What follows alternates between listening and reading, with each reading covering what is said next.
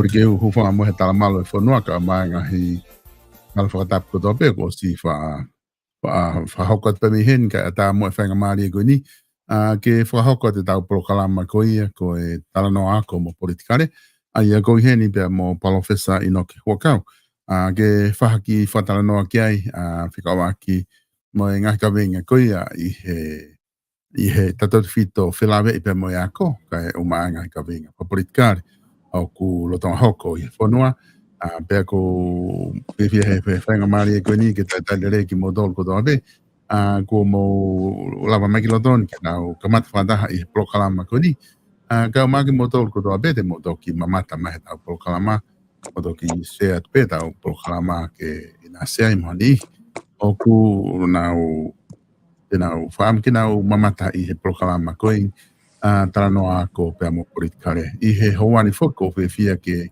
tata lere palawhisa pe me sene Australia. Palawhisa marata o mao e ahoni pe a malo e ngau e pe me Australiana. Ngō whewhe hake ki he aho koe ni pe mo e lotonga koe tau momoko.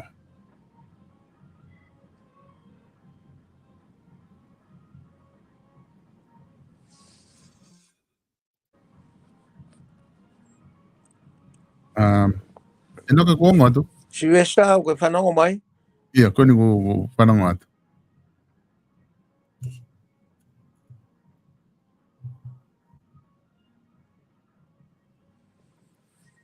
Oku ke whanongo mai ke tawhaki? Makataka piko tui mahalo oku ongo mai lea palawhisa ka koe ke lama mahalo ke whanongo ke tawhaki. I he whatara noa koe ni ko whahako atu. Silvestre, koe ki tue whanongo atu. Koe, koe loi mahalo koe ke te lava o whanongo mai. Ka te whinga pike te lock in I mai palawhisa ka o tae pima ki whiwhas ke tau ki hoko atu aki. Ka orewa ke ki lock in mai ke tau siang e paka hae. Ai palapare ma kau hoko kau tau ki whoki mai. Ka ki wakai ange laine ai palawhisa ki hoko atu aki tau polokalama.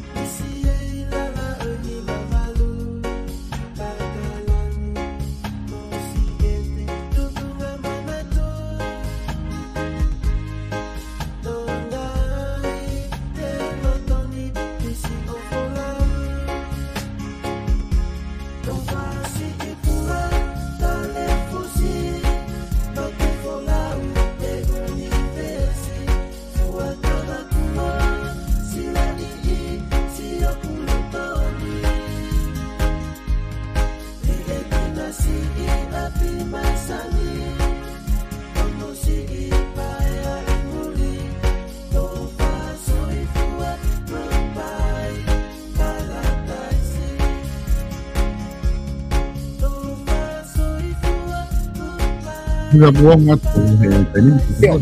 Iyo, o mai tayo.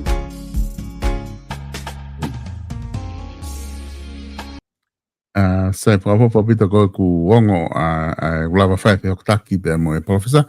Ma lo pito e tau ma honi professor pe ku mo fe ha ke pe me sene Australiana I he fu aho momoko ko ni ku fe ha ke fonuana ki he fafini.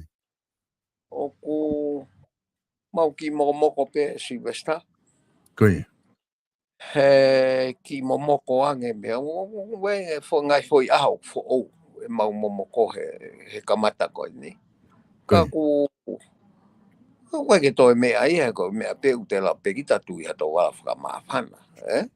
Koe, mola. E ngai a koe tu koe alua tu koe ni. O mau ki momoko pe. Koe. Professor ko tu fo koe ni, koe mime koe ngai ka venga koe o ku malawa ki whai ke whatala noa, ku mahino ka teo koe ngai prokalama kotoa ku ta whahoko, ta mime I whawhela vei, ai ngai ka venga whakaako, pia mai ngai mea whapolitikare o ku hoko koe I tonga, pa me pehe whuki ha hotau ātakai, whakaloku fua, o kia hatau kakai tonga. Ka koe tūkake aho ni, koe lotonga lere whuki, ai wharearea he weekend, ko whanango ane nai, nai te nau te hoko atu pe a pongpong, ko whalai te whoku whaatapune wharearea, koe te nau te hoko atu pe a pongpong mo whalai te. Ke whenga ki whatala noa ke patseti, ko hinga mahalo ko wike kaha u, ko wike whaka osia, ke nau tari ai kotoa, o vouti kotoa e ngahi potu ngau e, pe o taha fitu, pe o whiha e ngahi potu ngau e ko ia, te nau whoku ke ngai voti ko ia. Ka koe ki mua ke ke ta fa tala noa ki ngai tuunga pehe o kumahina foki ko patseti ko lao pe ko pau ke area ia ko ngahe ko ngahe mea whakapaanga ia ke kamata a uraki o siulai o lere ai ke a wha ausko sune o e wafe wanima ai ko ngahe whakamore mo hafo ngahe mea kotoa ke fua aki ngahe ngawe e pure a ngahe mo ngahe whatongia o ku loto katoa ia i he patseti. Ka koe tai mlahi foke o koe ke whaamahino. O koe ke whaingofua ke mahinoi. E tau tole tau whanongo atu ke ngahi mea kuhoko. Pe ko whea ngahi mea palapare mā, ko whea ngahi mea koe ke palapare mā. I he patseti, pe aua ki ai. O koe foke aha tau tatau a tau he patseti. Ke pehe o avela polo he tainimi. Online ke tau lawa hou ki ai o download o lau me ai. O tau whanongo peke nau te tolo aki holo koi whare hane ia. Pakone os ia pa tau mau pia tau whakafuafua tuai ke ngai mea koko. E ko mahalo ko tok time ko e tari ai. Pe aku toki upload lewa pat se di he office pare mea pe ko ta whaakon whakapaanga he finance potunga awe ko ia maa pa toki upload ia i tau toki lava lewa o hu kia i o mau mai e pat se di. Ka te utuko at peka te koe professor. Ke mai moha o ki whamatala moha o wakai. Ke he tuunga koe mga hi mea totonu ke whai ke tokanga i he taimi koe nuku tau sio ai ke mea koe patseti. Silvestar ki mua ke whatala noa ko whanga he whakatapu. Ngai whakatapu ko toa pe ko au whaki mei he polokama. Kai ata pe ke tau whai atu peha whakalape lawe. Whatala noa.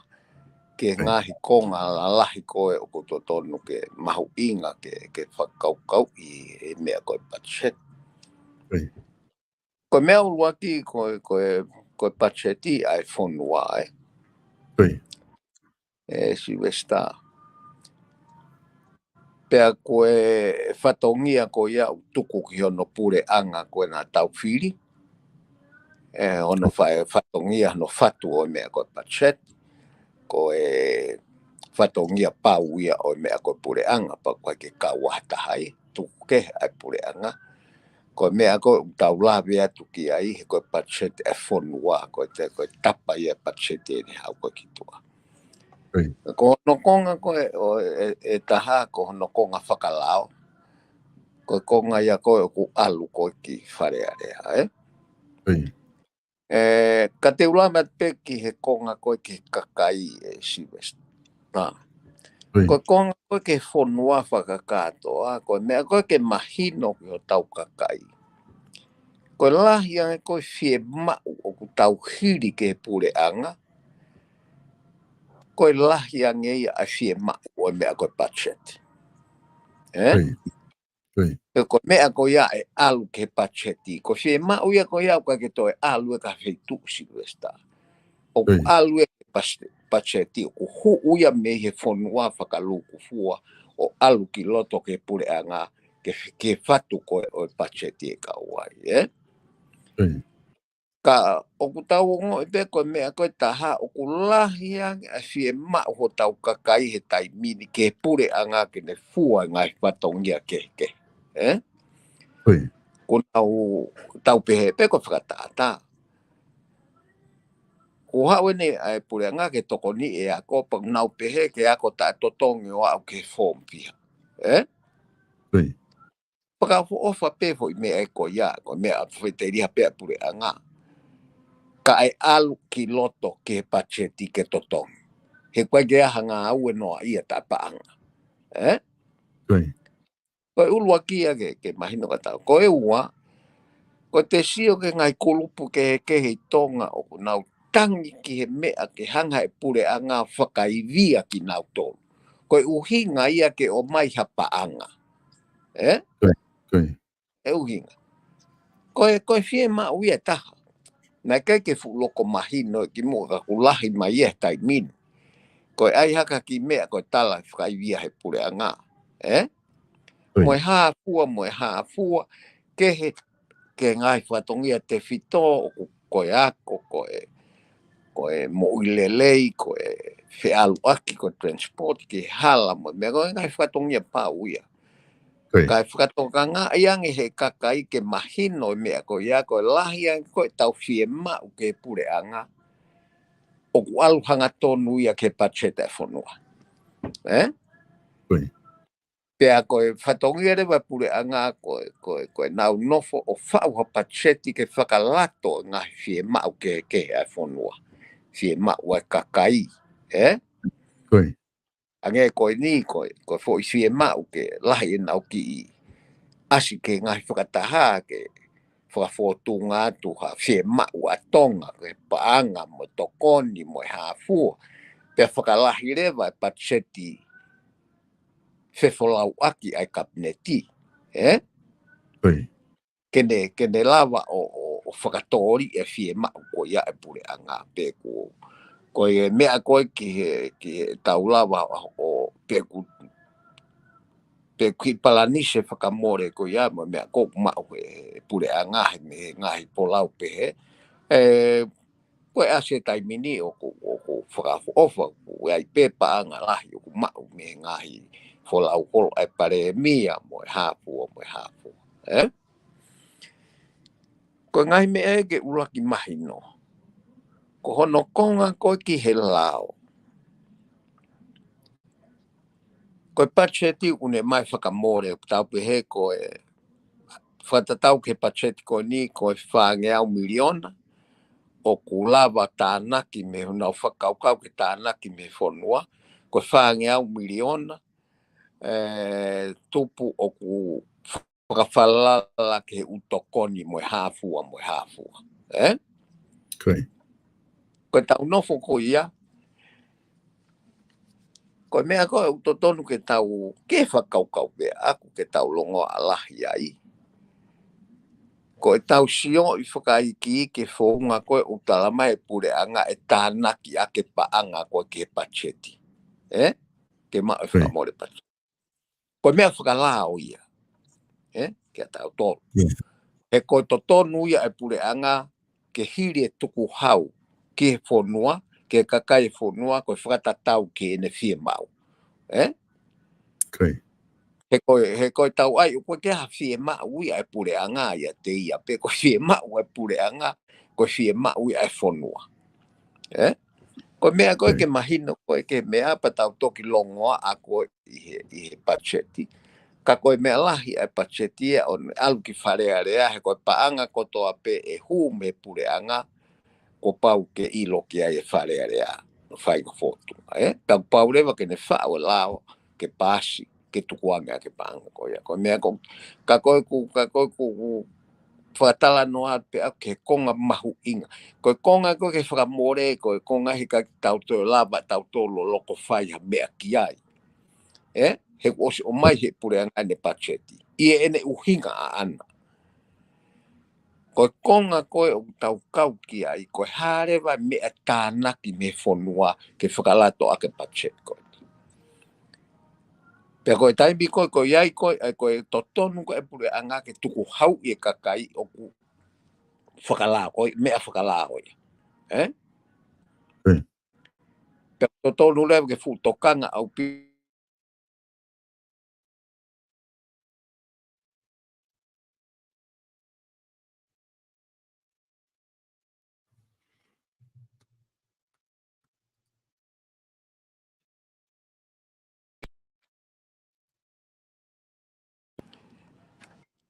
i he malumalu koe la motua ke nau hanga whakahu i mai hafo i tuku hau o whakahu mai ai, koe mea ke nau sio ki ai, ki he wharearea, ke nau whakapapau. O koe ke toi hanga he pure anga o ki i tolofi maha ki i fo i tuku hau, o whakapipiki ke halao na osi whau pekimu. Koe ngahi mea koe ke nau futokanga au pitoki ai, he koe tuku hau ko toa pe unau whakaukau, ke unau whakahu mai ke whakalao i he wharearea, pe nau toki alu o tānaki, Koe mea koe mahu i ngā ia, koe konga ia tolu koe Silvesta o kou whakatala noa koe ki au mahu i ngā au pito ke whakaukau. he fonua whakaluku fua he kui kai ke aha nau fie mau a nau tolu e tai alu ki he pacheti. Ne ongo ho talatu o fie mau mo ha fie mau halare o ku hu katoa e u fie mau ko ia ki hono whakapaanga pe ko hono whakapaanga eni o mai he pacheti. Ka koe konga ke he ia e tolu to tonu ke tau fu tokanga ki ai ko kakai ko fonua mo ne fie mau ko e pureanga i hono whau ko o pacheti mo e wharea rea ki hono tokanga i ngahi lao o matu unga ai hono tāna ke paanga ko ke pacheti. Ko ngai mea pēla lahi ke tau utala noa ki ai kaki a uia e Silvesta oku ikai ki whatu iau oku totonu ke nofo lahi wharea rea hono eke whakamore ai pure anga he koe mea whaiteri hape ai pure anga ai anga de whakamore ka eke ai whounga koe oku tānaki a ke paanga oku mao ke fua a ke whakamore koe ai whonua whakatoa o whatatau ke pacheti. Mahalo ka mea pea e Silvesta te taki tokone atu ai ki he anga o e tala noa ke pacheti ka oku ki pere ngesi he koe hange ko holau oku te kei ke tuku maha tatau ia ki he public ai pe toki ose mau e ngā ue ia e pure anga pa toki o mai mahalo tatau ke tau si o ai ka koe mea te pupe ku whaiteri au pito ai pure anga ia he ko hono mawhai lahia o ona ke whau e pacheti ko e whonua ke tau mo tau e ngā ue. Ka koe mea Silvesta ka mau na mo whanongo atu pe he tala noa pe koe ha e tala noa e te ki maha ku whainga maari ai kau whafofonga e wharea rea ka koe ki whakasisi atu pe e au ai mea mahu inga koe ke nau siofi e ku mooni pe hono eke ngahi whakamore ka koe mea mahu inga koe paanga koe huunga koe paanga o ko tānaki koe ki ai whika waki pia moe he koe tānaki paanga e pure anga ui koe tuku hau koe ne whaunga tānaki paanga e koe hārewa ai iwi e tuku hau moe hae ngahi lao lolo tonga ke tuku hau ke siofi ke pe mau e paanga me iai pe kai Palofesa koe na whanongo whoki he taim koe na o mai he minister paanga e Patseti ki wharearea. Ai a koe Patseti whoki he taoni o walongi au. Koe ke whanongo atu Westa. O koe ke ongo atu Koe mea mei hena pa koe mea te au. Maha koe mea hota whaaki he ku o kuna kaki te hame te wei hene.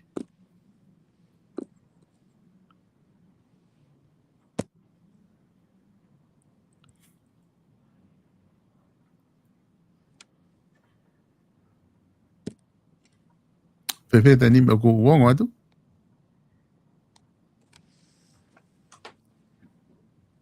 Ikai, te ke piki wongo atu?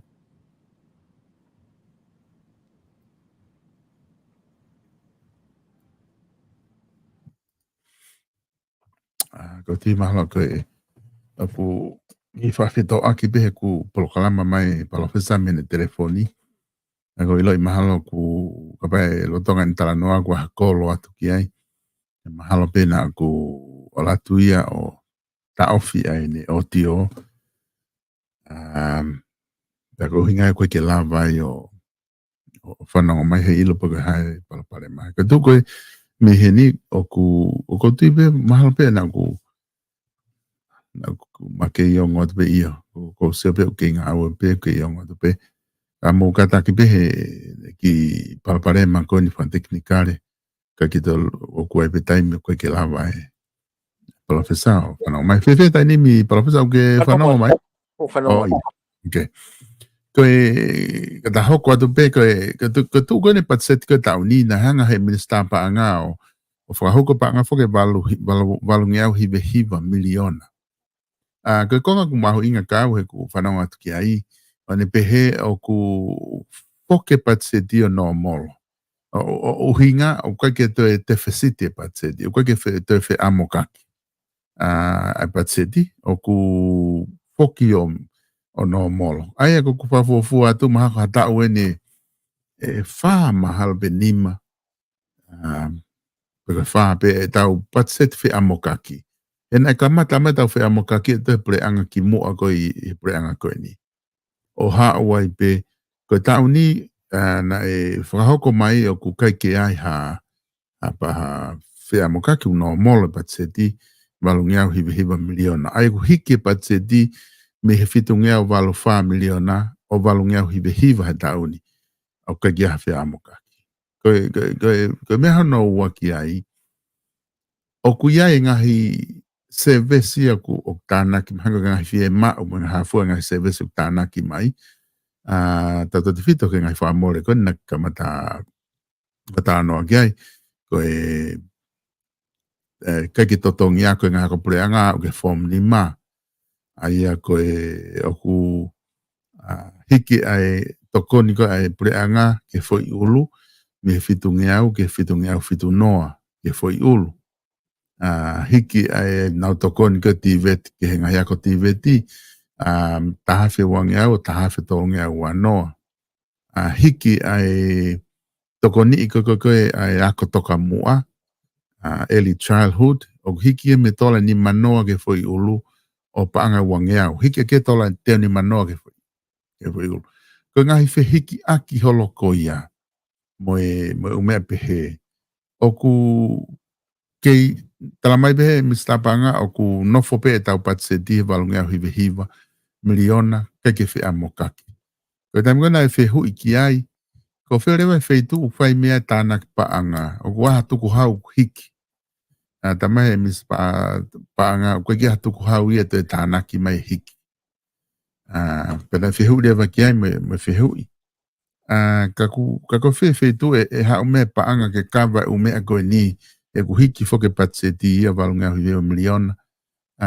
Pea koe me ngahi mea e se vesi au ku tatotongi, pea ngahi mea e whala. Pea tamai rewa mea o ku iai ngahi se vesi na e whahe pure anga ngahi tuku hau. Na e whahe pure anga na e whake nge whai taimi ke tatotongi ai. Ko ia ku sio pure anga ke to'o ngahi mea koe ku tatotongi ko ia, ka e whoke o mea koe a totongi. Aka ngahi tuku hau pia na e o si iai pe ia. Kana e taito tong maha ko whakatātā mahalo hange koe ni ko ha tau pehe ko e nau langa o ku taitute nau langa no awe koe ki whakete langa aia mahao o koe mea ena e ahi wale area ka ko whakatātā pia ko polofesa aia mahao ka pau ko nau langa taitute aia ku sio rewa pre anga he whaitu watu koe ne patseti koe ni ka pau na totoni ke tute rewa e nau langa aia. Ko inga he kuosi iai pe ia kana e to'o hono tute. Ka atu peka te koe profesa ke wakai ange ki ai ke tuunga ko ia pe ku me hau ia mea koni ke uhinga mai kia ho whamatala ke kau whafonga whare area ke nau sio ke ngahi mea o tāna ke ai paanga mahu inga ke nau whakatoka ngai mea ko ia ai o me alwatu ia i whakaukau koe ni kou whamatala ke ai profesa. Silvestra, o kai ke whi unga fo i tala noa ia koe i whare area. Koe pehe o kuiai e ngahi tuku hau e toi whakamo ui mai pure anga pena iai ngahi tuku hau na e to'o pe ia hangai koe whakatātā koe ki he langa. Ka e toi tānaki mai. Koe whehu i. Koe hae ngahi tuku hau na e to'o he pure anga. O toi o mai koe di ke whakamo ui mai. Pea e whakamatala mai koe minister, ka pa tene risi mai e o tuku hau ko ia. E ma ua e whakafuofua ki he palanisi koe o pacheti. koe umea koe ai he koe fehu ia koe toton ke aluatu ki oluka i he whae koe ia. Risi mai rewa he pure anga koe hea utuku hau koe ia. Hange koe ni, na ia e tānak paanga ki he sipoti. O ku kai ke mau pe ku ke iai pe, ka ku hange ka te au o ke lere pe tānak paanga e koe ia. Paanga he whetongi paanga, pe koe tānak paanga whaafo whapeia. He ku kai ke tokanga ki ai ka kai ia ko ave sirini ki tonga, koe tokoni ia ke pure anga. Ka koe eke, koe hare vai mea au whai ke sirini ko ia he aho ni ka pau kei tānaki. Koe haho no lahi i he tau. Ka koe me eke nau ki whaka eke atu, ke pure anga ka pau koe tari ia, patalat ke risi mai utuku hau ko ia. E whakamo i oku to'o koe o toi whakamo ui pe ia ke o mai koe tahae na mea pe koloa langa. Lahe tokoni ke ngai mea whakatak mamata koe ang e whanki mea pehe. Pe oku nau sio ki ai pe ku lahi whe unga utuku hau ko ia, o toi whakahu mai, e koe mea koe na oku tatau ke oku alu ke tatalat noa, pe oku toi whakahu mai he pure anga ia, ha tuku hau fo ou i he malu o lao motua. Pe ko hono fōga whakahu mai. Pe mai, na iai pe ia, ka na mauto, pe koe na mauto whakamu. Ka koe mea ia e Silvesta, koe lākanga ia wharearea, mo kau whafofonga, ke na wiviri atu ke mahino ai. O koe ke ia whakamatala ia e he tā noa patseti, koe ai ke whaka, o walu pepure angai ke ai ke whakaape. He pe atu koe, pe atu uai he nae pu ngahi tuku hau na mauto, ka te mauto e tānaki mai. Koe whehui rewa ka, risi mai utuku hau koe ape koe ha. Pe hanga rewa e pura ngao, risi mai utuku hau koe ape nau si o rewa whakafuafua. Pe ko mau hapaanga me utuku hau koe ia ke palanisi a ke pachet koe. Ai koe e toi whakamo ui mai o hange koe lau koe e pure anga. He ku hange koe pacheti ia, ko nau osu whakamo ui mai nau tolu foki ai mea koe ia koe ai temi he pacheti. Ka pau nau whakau ki ai. Pea oku iai rewa amount ia. Oku nau whakafuafua e tānaki me iai. Koe umea koe au koe ki whainga taa ia. Ke nau tala ke eke wharearea pe koe hae ai lahi oe. Koe utuku hau koe ia, pe koe haa hono. Pe koe hae fo i tuku hau oku. Pea moe haa hono paanga oku lahi koe. Oku la vai he pure anga ke palanisi ne pacheti. He koe tata noa pe taua he kui kai ke tau whaika maari ke whakai ki kisi vesta. Ka koe founga pe ke whakaari atu pēna o ware pe ko ake ha kau whafofonga nau. O nau eke whakatuku pau ai whahinga mea ko ia e Silvesta. Ka koe mea whaka accountingi o ku maaria o pito. Ku whate fito pe me ho whatonrea i koe ho account. Ai mea ko whatonrea i. Maaria o pito pe neongo ko tau sio tau toluia. Pe nā tau tefesiti. Pues mea o wale pe ia ko au mai ke tau ko tau palanisi. O whaafua palanisi ia ka koe fo i hare wa fo i ngā ue maaria e pure anga na whakahoko o palanisi ai e ne pacheti koe ni. O ka pau au hiki me fitu ngeau miliona ki he wange he walu ngeau miliona ki he hiwa ngeau, ofi he hiwa ngeau, pea toi palanisi. O ka koe pure anga ea ku ne ilo u whakaikiki, ka koe tā whakaaria pe taua. O koe whakaikiki a ke eke ke mahino he kau whawhafonga wharearea. O te na ona toke whanki whakamore i ki holo he pacheti e ku pure pe pure anga ea ke ne whakamore. Ka koe mea pe koe ki fotu at pea ke he tau kau mea Silvestar ke nau. Koe konga whakalao whuki ia. Ka koe whatunia ia whare area. Koe.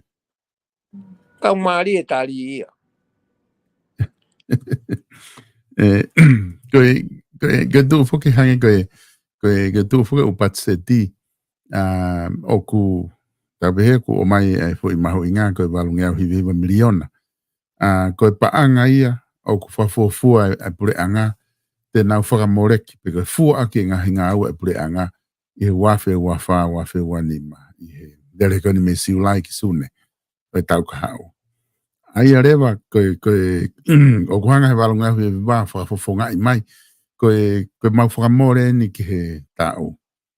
Ka o ai mai mea ia ku o maari e ko whanongo ai i he nau whamatala koe patsedi koe walungi au hiviva koe whakamore ia. Tau pehe ko whadada ke tau ko osi. Koe tau ko osi na e oha ke whare area ai whakau koe ni. Koe patsedi koe tau ko osi koe estimate. Koe estimate patsedi ke tau ko osi pitungia walo 5 miliona. Kaimi ko hawai patsedi koe tau ni koe actual budget koe na lava ko whae kono ngā wei pitungia ma 3 miliona. Ai na ka ke a uia o pitungia walo 5. Ai koe nau estimate budget ia koe ke nau te nau whamore ki he ta uafe wa tolu wa wha koe pitungia walo 5 miliona. Pe a ua tia koe ke he hau koe ni koe a budget for all koe ni asimare vai ai koe actual budget koe mea bena nau lava ko ngā wei o fua mo ngai whamore na fitungia ma 3 miliona. Ai erewa koe estimate budget koe tau ni koe valungi au hiwa miliona. He koe ki tau iloi pe au koe ke tau ka hau palofes. Pe koe hae mea actual budget koe na awa ko ngā wei. O ho lava ko fua no whamore. Ka koe ngahi, ka koe nau whakafua eni ki whamore koe te nau whai he tau ni koe valungi au hiwa miliona. Koe to eni ai ku toi foki peke whakau kau ta tau pe hangai koe tala mai.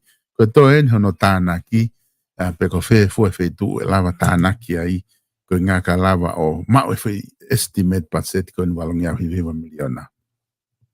Io Silvestar he ku ngā ue foki e murini koe mini budget he. Koe. O mai e whakafofu e pure a ngā pia lele i pe na uongo i o ki tonu e tōkunga ko ia pe ha urewa e budget lahi o mui mai ai. Koe. Ka pau na tau budget foku na tau whakapaanga, ka pau na pe whakapaanga o tau no aki. I he tau ko si o kai ke tānaki ha fitu o 4 miliona. Koe. E no aki he budget i koe koe whee uirewa koe hae mea pure a ngana e whai ki kai ke au ko ia. Peta iaha ngahi projekti, ngahi ngā ue na nau hanga tu koe uhi ngā koe kai ke au ke lava whakapaanga. Pe koe whakapaanga, na nau toi ki I futepe. Thank you. Na nau toi ki futepe o whakamo ua maha wheitu o la vai o whakalava ai pacheti ke au ke whakamore. O ka pau na nau whai whakamore. Pe ka pau koe whaunga ia. Pe ka pau na nau tu ai nau whakamore ke tuha mo e whoiri e wolo kou nau mau koe he pacheti koe whukmea ia ta. Ka koe whai vai o minista koe paanga o aho ko ia. Ko hono petu kuaki holo e konko ia. Pe ka pau lewa o kuna wai nau tolo e foi tō no ko ia o tānaki ke pacheti ko tauni. Ke tō whakakato pa whakahoko a te ngā ue ko me ai pure angaka koe tau kau minista pa ngā ko nau ke nau wai ngā I pe tau mea ko he nau keke. Koe hau e tamai koe ni ka pau na ngai e fi mai foi tō no ko ia ki he pacheti koe o tauni. Ke whakalava pe ngā ue o lere pe o whakakato koe whaunga ia taha. Te nau ngā ue ki ai ka ku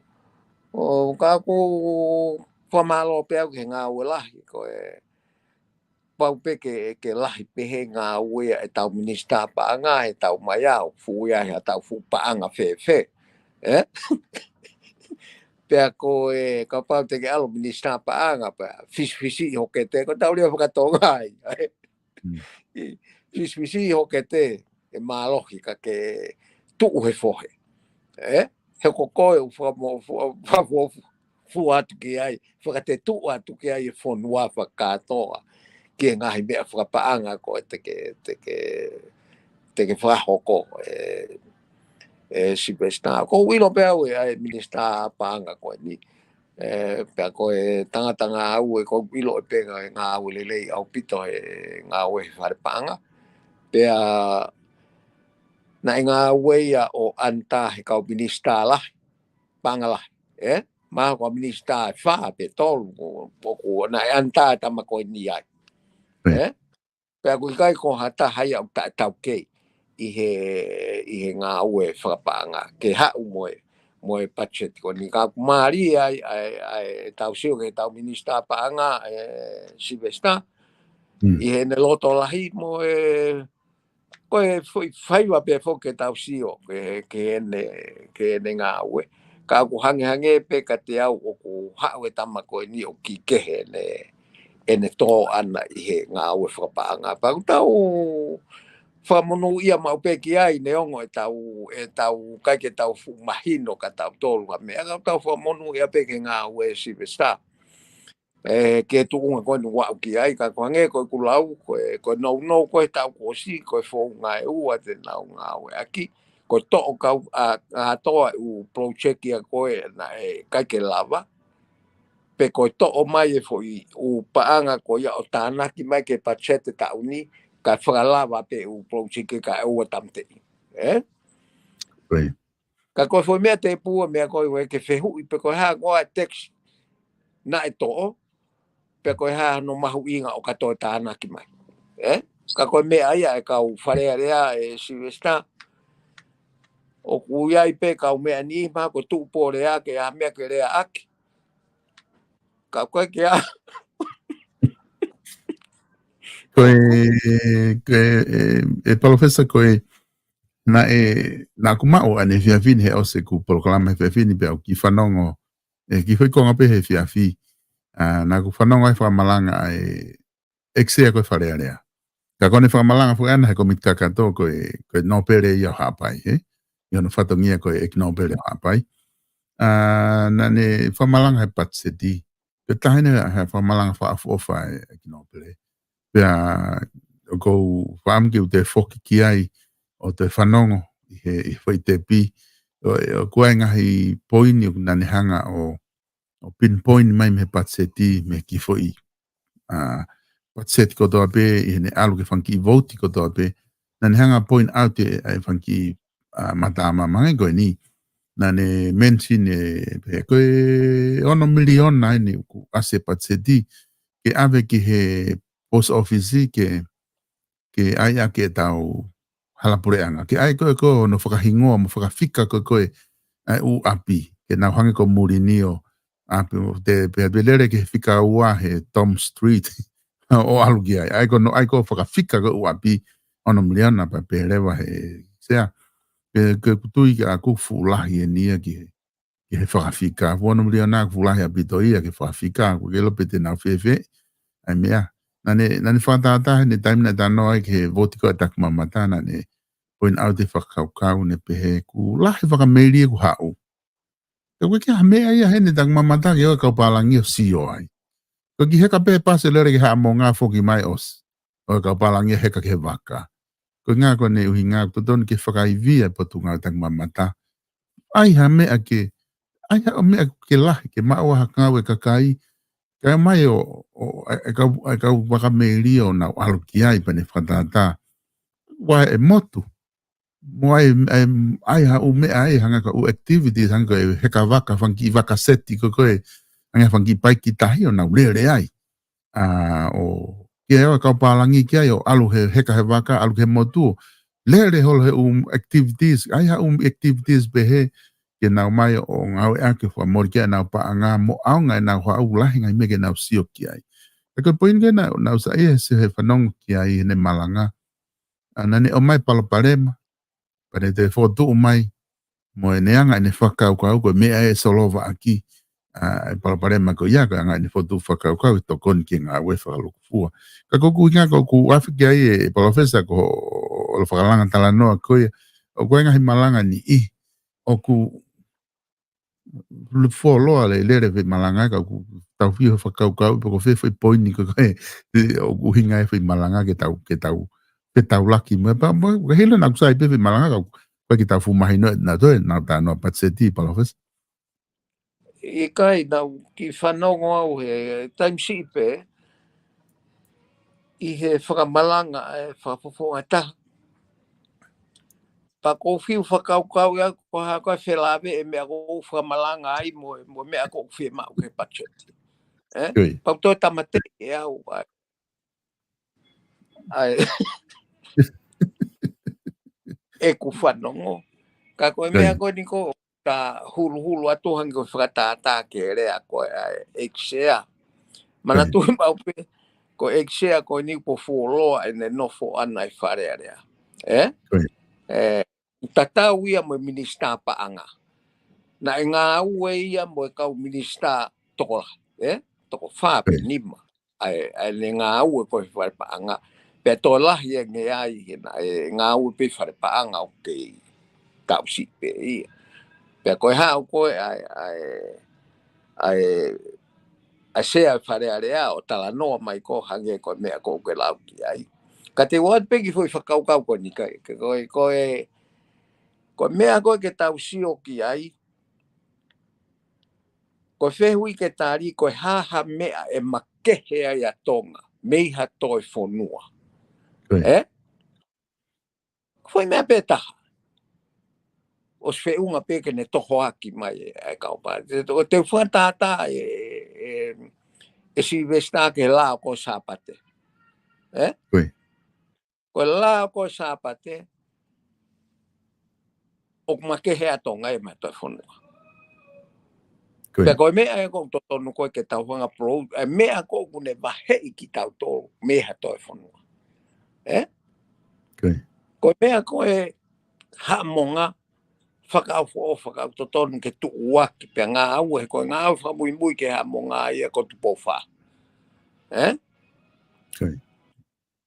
Pea koe ngahi mea koe ke tau sio ki ai, koe mea koe ke he ki he matatahi mo mea tatau pe ngai whonua ai. Ka ke mana tu i mau pe, koe wheitu ko hau mea e tau meiri, waka meiri, o ke toko lahi kai pe kakai a koe ako karistiane, i hatoe mea. I heanga e ne hau. Ka koe anga pe whotutu whakaukau, koe hea mea koe tene wahei a tonga, mei hatoe, io, moni, hamonga. O tau koe. O toi ai halanga maka o kei tolonga mo whakawhawhai tonga io. Koe sia heu lope i hapai. I he motu koko whatever, wai fo sia valu lere me heki he nau si oai o kei whakawhawhai au pita. Kana u koe minista ne mahalo e tolu, te wha, e ko kore ki ai, ke nau whai ha mea ke ngai mea koe ni ke nau hanga wahe i koe koloa e whonua. Hono tuku anga i he ngahi ap tuku hau. Koe koloa e whonua, pia malu i lewa o i kai ke nau wala kia. Ke whai e mea koe ia, ke tau whai e mea koe ia. O whakatatau ke tala noa koe na ai mea ke tak mamata. He kai ke tu ia uia, e o mai ha toko whiha whi heka skuta paiki i tahi. O kuna osi tēnā toli kai.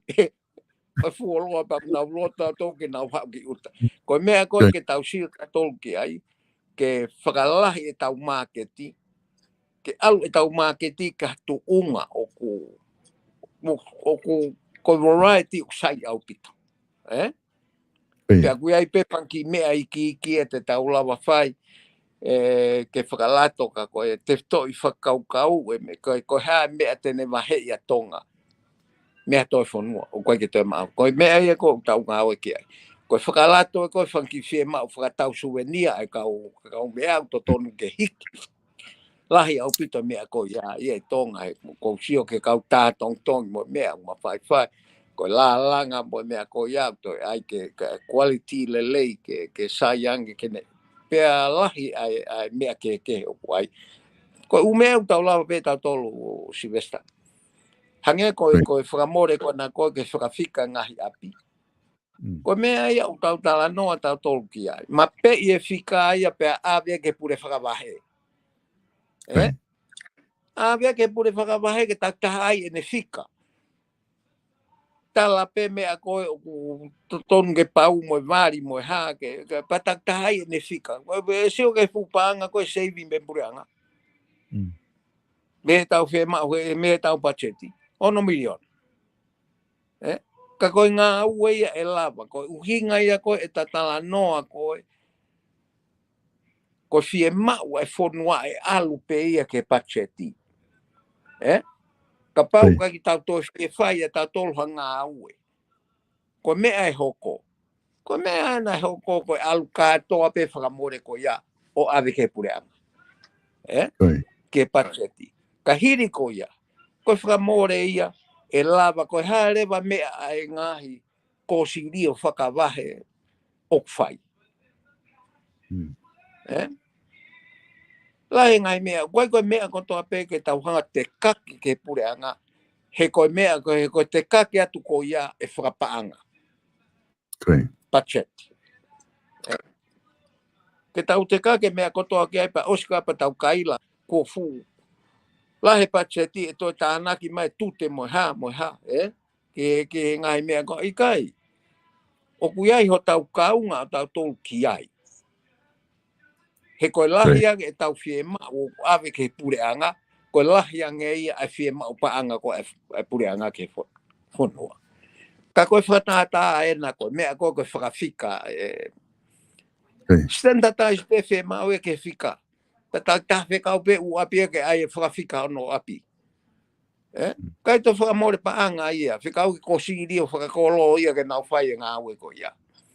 O kai ko hame ai, hange ko ini. Tala mai pe fo fika ai. E kore mai pe ai ngahi whamiria ki heni ki murini ki oange a fika. Kai ke tau to hela tau tonu. Te nau whakawhika te nau toha nau api. O ko ngai mea e ke tau whakaukau i ko he kakai e Silvesta. Ke tau wala o tokoni aki hono to o ngahi whakamore o koe ke fuwhie mau ia ke kau he pureanga ke pacheti. Ka oku hange oku tau no whatato ko ke he kakai e whonua, mo whonua, ke he pureanga, pe toi hao mo whare are ai o ke he. O kai ke ai ha hoko whe hoko taki ke ki i more ai whe hoko taki ko he ngā ue ke mahino ke kakai ko lahi ange ho whie mau ko lahi ange paanga whie mau he pureanga. E whanki mea ka koe whatatare re iena mea koe whakawhika. Koe ave ono miliona. Pea ota he potu ngā ue tapolo ke pe hongo fulu. Ke naulere holo ai. O tala ke ngai api koe. O koe ke mahino. Pe ko tau ko ho lere holo koe osi. E ota foki ho whika me kauta. Ave pe ia koe tuhifo me ea koe me ia ke u komit whakolo he tokoni ko whai koe kanatolo. He u komit whakawahe. O koe ka mea whai ngata a ia. Pea koe ka mea ia mamawha ke whakaukau. Pea koe mea koe nau seti, koe high standard koe o design ki e whika. Os. He te wala pea au ia o whakawhika mau api. Fica tawhako. Ngunga whai ngofua no kumi, I, o ke whai ngofua hono kumi, ko whepe hala te ke hume iai, o stua te whika. Pea koe mea ia ke tau usio tau tolua, he ko tau natula ke tau ngā ue ati. He ko tau natula whe auhi. A tau tolu tonga. Ke tau whe auhi ai whika. He kai ke tō lalo ha api ia tai hea ano whika. O te nau toka na toki ai. Kore atu pe ke se aia ke whekau e pure anga ke tō au pito whakamore ko ia. He koe konga whakamore ko ia ko ai pe he kau potu ngā aue ko te nau whai hola ngā aue. Ka koe ne kou lau te tau, koe ulaki mea ia e whai he potu ngā ko ia ko ota e nau taplo kepe hongo fulu. Ke whai ake nau ngā aue. Ya toki aka koe whahinga mea mau tai mea koe ke totonu e ke ase pacheti. Ka totonu ke whakawhepaki au pito e kau whafofonga ke ai. Nau pore i ke tuku mai mea ia ko ia tuku mai ia kore nau toke pure ngā tuku mai ia ke komit whawahe ke ngahi kosigirio whawahe. Kai to oia me pacheti. Koe foi kore totonu ia e si vesta. Pea koe whakatata ia he koe whanki mea. O totonu ke to'o me pacheti, ka tau e whakaukau a minista ke palanisi. Okay. Ka ke he kaka peia e ta fotu whakaukau tu. Okay. Mo whakatata ke. Pafo papito e whakatala noa ke whaipa ke fotu e ngai whakaukau wai. Oku tokoni mo aunga ki he whatara noa pe mo e whanonga koe ni tau whai mo tau whakaukau atu ki he patsedi hange ko ia foki ku mahina foki dai mlahi tau foki ke whakaukau ko ia ko e patsedi ko estimati pe te ke ki tāna ki hapaanga ko e vaiua e patsedi vaiua e valunga au hiva miliona o ku whenga ki tāna ki ai tonga ko e toe ngarewa o e ngai mea ko ia ku mia me ngahi tokoni me ngai whanua muri. Ai koe umea koe aku teke whahano tānaki mo umea pehe paka ha mea ku ala to'o hange koe mea koe ke whatara noa ki ai ala tuku hifo. Ko ti e tokoni lahi ia ki nau tolu he mea. E ku monu ia foki e profesa. O monu ia e kakai e kuina toke nau minister paanga. I he ngahi whanua kako o ku development o sayangi. Ngai whanua muri ko ia, ange ko Australia, ko New Zealand, ko Amerika. O ko alat na tolo o minister paanga i he mea pia ko siai pe nau paanga lahi nau tolu ia hai ki alato minister. Ko tau wha malo po ki palofesa ki tau kau minister paanga, ko minister ta honi, mai kau minister ki mua. Na to minister paanga i halata. Atau tok pen pe ke whengai ta patseti ke mau paanga koe hano tāna ki kaku nau loto lahi pe hangi koe whakamatalau nge whai nau loto lahi pe o lawa whi patseti tau koe tau lawa pe o manawa totongi mo kau ngai whapureanga me hafua koe mea koki profesa i te whakaosea ki te tāna noa he whewhini koe ngā katantai mi au ku mahu inga whoki he patseti kotoa pe ke mahino i he kakai koe hae priorities ai pure anga ko ia. Pure anga koe aho. Koe pe nau ngahi ka vinga ngā ue o ku nau prioritize kia nau ngā ue. Hae pure anga ia ki moana ko nau hangana tō prioritize nau mea ko tō behe patseti ki tanu hala. Tēnā le rea e nama ko hae pure anga ia koe ke heia. Prioritize nau tolu ke mea ke. Kaku mahu inga fo ke mahi noi. Kakai whanua. E taimi ko whaita noa patseti ko hae ngahi defito i priorities ai pure anga ko ia o whawhalala mo whaitau mua ke patseti ko ia o te tau whanonga he tau taha ko ni ka hoko mai professor Iyo ko e mea ia ku mahu inga au pit me i ta whapaanga ko paurewa ke tau sio ke mahu inga e tau paanga heanga o e whakatau waki paanga. Pea o kutu ko e paanga ko pau foke tau whinga i ha tau koloa hu ki tu a ke mau mai ai ha paanga muri ke ne ki kake hake ke kapi e mahuinga ko e tau paanga ko hinga pe na u lere atu ane nai ko e ABC ni tiki tonga ko tola taha a whe tonga o tola pe e ono nge autopsi hen tola no nge autopsi ai o te ke si o ke kupe pahe exchange rate ka ko exchange rate ia o koutu iau ko mahu inga ko e sirini tonga ia ko ofi fo ia he ni mangofulo ke sirini Australia ko tō lahi ni e Silvestar, ko tau tō e ni meihe tōla fotola, tau tō hifo ki hiwa anu, pia koe alu koe ni meihe tau ko iau, tau pehe ko e fitu ngofulu tupu, o lere mai e ne o au ke he uofulu tupu, ko e ua whaa e ko alu hifo me hiwa ngofulu, o alu hifo se ni te ni ngofulu tupu. Pe au ai pe ngai va inga whakapaanga ia o whaiti ai he monetary policy ko e ngai ponua hange ko Australiani. Ko Australiani ko ne no molo e ne paanga ki he whakahoa ke tol Amerika ko se ni te valunoa. Ka koe ngai tau mai ko ni ko holo Australiani o se ni te ono fultu.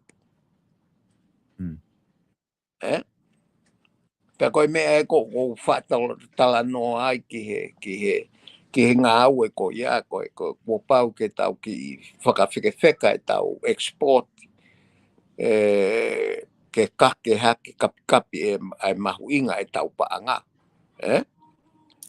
Ka koe ume a ko pau ke tau whaile lei ai marketi, ke tau whakatori ai ngā au koe marketi pe tau.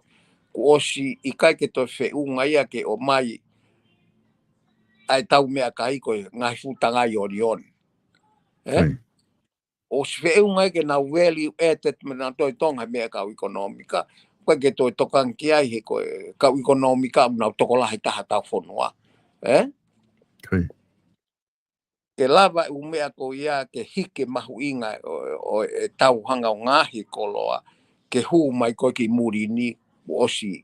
He toki o mai ki hena toki ai e ka kai murini. Ko ilo bea wai tau mea ngai kau taha ko nau kamata peki. Ka ko, kai mea pehe to tonu ke tau sio ki ai e Silvestar ki hanga e tau ngā. Koe ko fu mea lah ke tau tolu. Ke tau lak whama o popo mua ko hai mea tau lava i he taimini. He ko fu mea ko tui ki ai. Hei kai ke tau toi lava tau tolu i ho tau wiwi whakango ue o whawhanga ka kai tonga i muri. Tau lau tato. Koe uhi ngā pe, ka koe mea pe uwhie mau, ke hiki e totonge quality koe e tau package, ke marketi, pea osi. Ka hei kai ke tau toi lava tau tolu, ko toko pia aho ki fui mani o ke tonga, osi lava ia o hukitua pureanga. He koe uhi ngā pe, koe tui wholo ea ko no whoi, he kai ke tau toi lava e tau tolu me i tonga o whawhanga a ka kai tonga i muri. Ka koe ai peke whakamaketi ke anga ai whakatau e koloa, e nau eksesi kai muri ke to saia. Ka koe whakimea behe pe e Silvestar te tau toi sio ki ai, o ke whakalelei iange ai tuunga koe kuea e tau ngā ue. I he ngahi whitu ke tapa ke he pia ko kamata ke aluatu e ngahi private sector o ko e whakamore lahi ai pure anga hono wha tokoni o tokoni lahi o pito tokoni e pure anga o ku whai ka o ku tau ko whakatokanga pe to wala tu ko lahi anga e tau fie mau paanga me pure anga ko lahi anga ia e tau pacheti ko e whonua ka ko tau o whatu pe ki he mea ke sea wharearea e talanoa ko ni o whape ke mau e pure anga ha talanoa lelei Pea mo I mei he wharearea mo ke whekawaki mo Pacheti. Ka tau si o rewa pe koe hae ngahi whakotuu koe ni. Ki he kamata he aluatu ai tala noa I wharearea. Ai paanga o totonu ke to'o me he Pacheti he pure anga. Ke foki ai pure anga ai he osi koe Pacheti ke maua nau tuku pāk te nau to'o ngahi whakamore ko ia.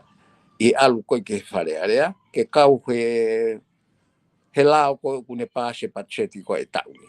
E alu atu ai pia tāna ke atu ke lao koe ia ngahi mea to'o hange koe nila ta whakatātā ki ai. Mo ngahi tokoni ke peke ke sio ke ia ki tokoni he koe neongo e tautala noa ke ia ki tokoni ke pure anga. I he ngā ue Pacheti, Ka mahinga ia ke mahino ke kakai e whonua, ai mea ko e nau whekau aki pia mo Pacheti. Mahino ke pure anga mo wharearea, hono au whatongia ke whakalao ko ke Pacheti, pia mo hono rewa I ko hono ngā ue e fo Pacheti ko ia, ka e oua e tausio ke mea koe laku noa ia e whakamore o ke tau ongo I atu ai ngahi e behavior pehe. He ku sai pe ai minister ka koe mea e taha te ta whakaosi aki. O kai ke utui koe koloa mahu inga taha e mau haa whonua e Silvester. Aia koe mea te tau whakate tua ki ai, koe ata mai koe o tangata koe, o whonua koe. Tangata I whonua koe, o whonua koe, koe ata mai, koe resource ma o lunga tahaia e ma ua whonua. Te tau whalala ki ai, ka o te tau kaila ako pe,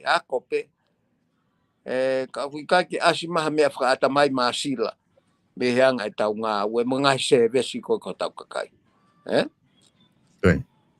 Ka koe mea koe ia, o te tau toi tahanoa tau toluia, ka kia tau maka koloa, ka kia tau ha,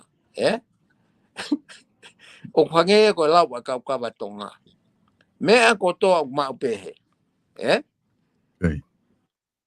ka koe tau whaamu e Silvester, koe te hau ai kuonga o ngahi challenges o tau sioki ai, peko ngahi mea kong tau whetau laki mo ia, pia to hiki ange tu unga whakaata mai ho tau whonua, to e maasi lange, hono teu I ke kahau.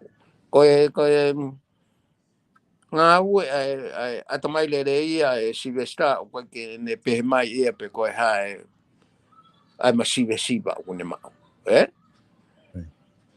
kau tau amanaki pe ki ai ko tau lotu pe ia, ke to e maasi lange ho tau ata mai whakaukau, no fe ngai ko ho tau ki whonua, tau kamatat, ko pa tau pe, tau kamatat me Pacheti ko tau ni. Oe fu kolo ai ko tau pok lahi.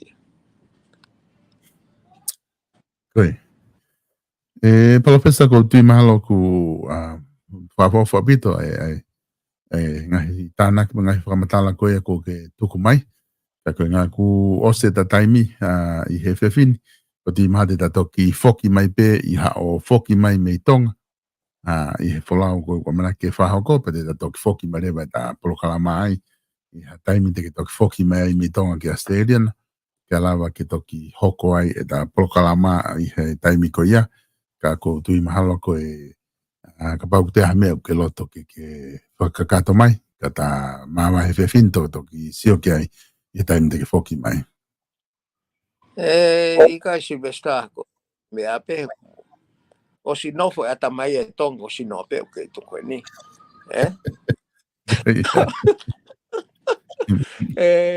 Ka ko tau whamalo pe ki o tau kakai, I he kapau nau fie whanau mai ke ta pōtala noa, me whanki mea au ta pōtala noa ki ai.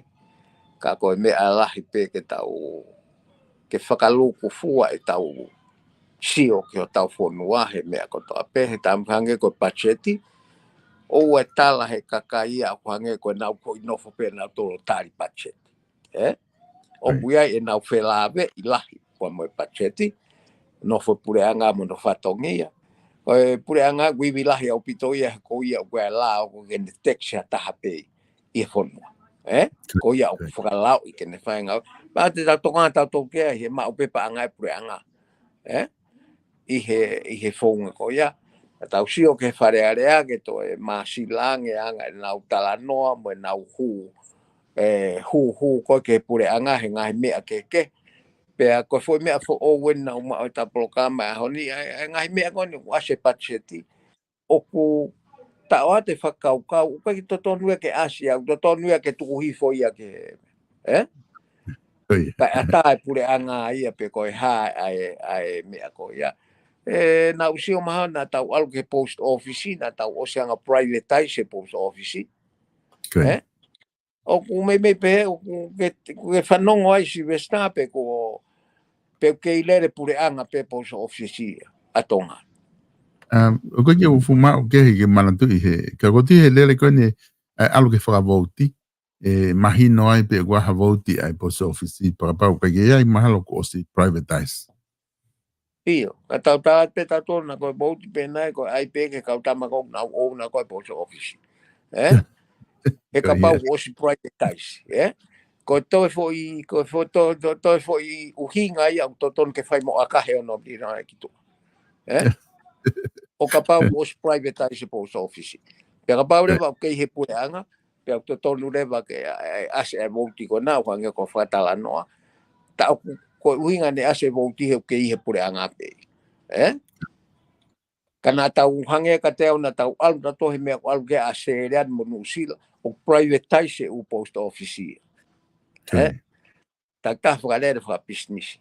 Nā koe me ko ta lau ki ai, nā ko ovare pe ko to tolo atu kautaha e ko ia, o to ki i ala ke paanga pureanga ke to ki akahi maha ki i paanga ke nau lelere aki. Nā koe me ai ke tokange tau ko wharearea Silvesta, ke eke ko ulaki whehuia pe ko haetu unga post office, pe ko privatize pe ko kei anta pe pureanga ko mari ka usi ko ka te wa ke al mo ke tal mai pe fika fiha ma wa piko alo ata mo fika para bibi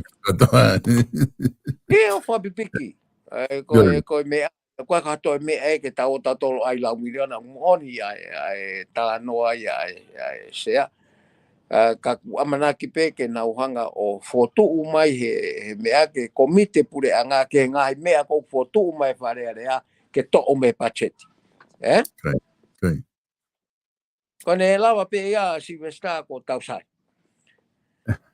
koi professor malo apito ai ma taimi ke whahauka proklama koe tā no ako mo politikare ahoni ka hanga ko lauta toki maho whalau lere ki tonga o kai le ia ngahi fruti mo hafu ngahi mea i tonga ata toki sio i he i ha foki mai pe me tonga kanga ku fa malo atu ka te mo tolu i he lava koia kau mai ke tau proklama koia tana no ako mo politikare fa malo la hia to mo muy mai anga laute matoki announcer pe ai taimi programa hoko i foki mai professor inoke wakau pe me fola to e fa ki tonga tau toki hoko ka programa ka mo pouria tau toki felongo aki i ha programa ka hoko mai